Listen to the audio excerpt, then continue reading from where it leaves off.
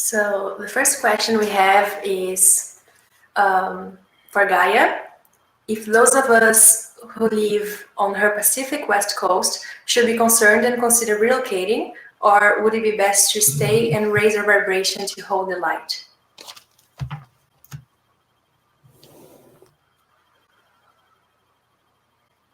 What are you running from?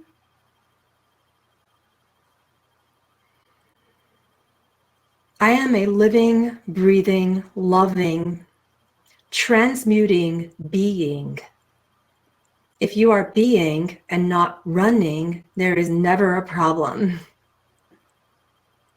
Everything that has been sent through my essence is perpetually being transmuted for the highest and the best, never for the worst. I am not suffering. I am not in pain.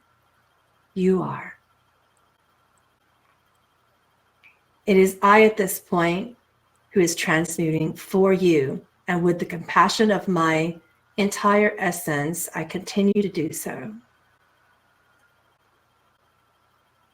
Why are you running from your own compassion?